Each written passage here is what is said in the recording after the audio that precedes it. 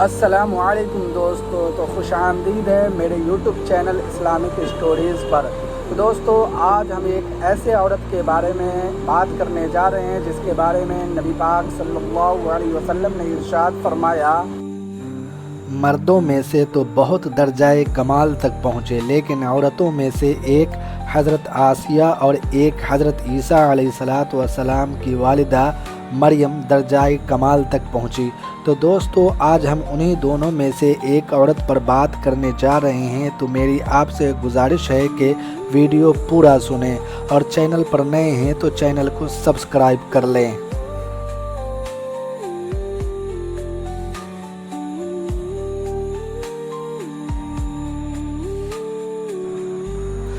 دوستو، جب موسیٰ علیہ السلام اور جادوگروں کے درمیان مقابلہ ہوا اور اللہ تعالیٰ نے حضرت موسیٰ علیہ السلام کو بہترین جیت عطا کی تھی، اور حضرت موسیٰ علیہ السلام کے معجزے کو دیکھ کر سب جادوگروں نے حضرت موسیٰ علیہ السلام کے خدا پر ایمان لے آئے تھے، اس وقت میں فرعون کے محل میں رہنے والی ملکہ جس نے حضرت موسیٰ علیہ السلام کی پرورش کی تھی، جس کا نام آسیہ تھا، یعنی فرعون کی بیوی بھی اس معجزے کو دیکھ رہی تھی۔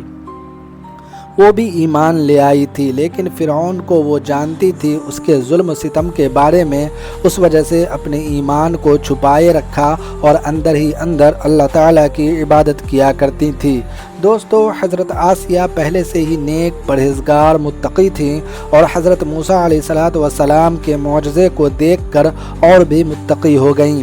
حضرت آسیہ بہت سخی مزاج تھیں، غریبوں کا خیال رکھتی تھی۔ اتنا مال و دولت ہونے کے بعد بھی مغروریت نام کی کوئی چیز نہ تھی۔ چھپ چھپا کر اللہ کی عبادت کرتی اور اللہ سے دعا کرتی، اے اللہ، مجھے فرعون سے اور اس کے عمل سے نجات دے، میں اس کی حرکت سے بیزار ہوں۔ ایک روز ایسا ہوا کہ فرعون کو اپنی بیوی پر شک ہوا اور اپنے محل والوں سے پوچھا، کیا تم لوگ میری بیوی کے بارے میں کچھ معلوم ہے؟ وہ کس طرح کی عورت ہے؟ لوگوں نے بتایا کہ وہ تو بہت اچھی ہیں، لوگوں کی مدد کرتی ہیں، نیک ہے، بہت صاف دل ہے۔ فرعون بولا کہ مجھے معلوم ہوا ہے کہ وہ میرے علاوہ کسی اور خدا کی عبادت کرتی ہیں۔ لوگوں نے بتایا کہ ہم لوگ اس سے واقف نہیں ہیں۔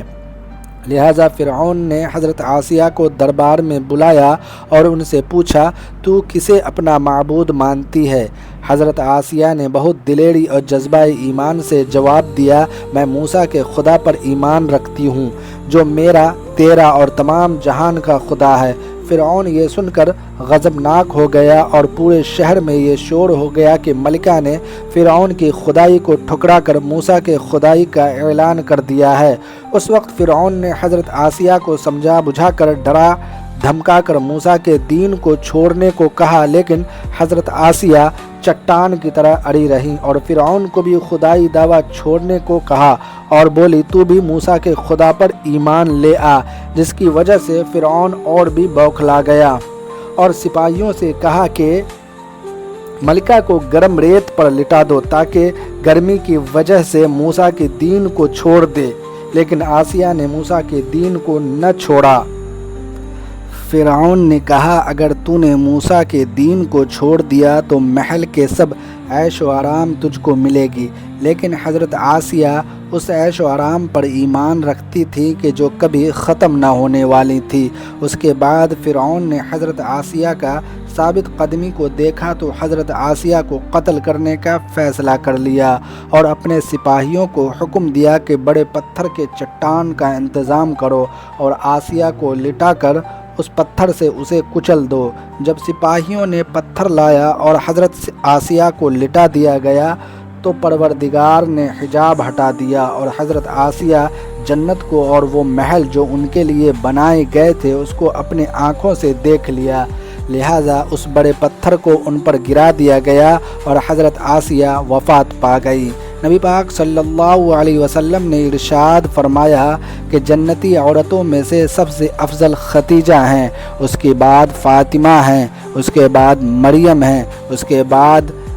آسیہ بنت مزاحم ہیں۔ تو دوستو، ہم نے دیکھا اور سنا حضرت آسیہ ایسے حکومت کے ساتھ، ایسے دربار کے اندر اس قدر مال و دولت، اطاعت گزار غلام اور کنیز کے ساتھ میں ایک بہترین زندگی گزار رہی تھی، لیکن انہوں نے حق کو قبول کیا اور موسیٰ علیہ السلام کے دین پر ایمان لے آئیں، لیکن معلوم تھا کہ ایمان لانے کی وجہ سے وہ مرتبہ، مقام سب چھن سکتا ہے اور یہاں تک کہ جان بھی جا سکتی ہے، لیکن آپ نے حق کو قبول کیا اور اپنے گناہوں سے توبہ کر لیا۔ بلا شبہ توبہ کرنا، ایمان پر مضبوطی سے قائم رہنا کوئی آسان کام نہیں ہے، لیکن کوئی بھی اس دنیا کے پریشانی سے گزر کر اللہ کی اطاعت کرے گا تو اس کے لیے آخرت میں بہترین ختم نہ ہونے والی زندگی ہے۔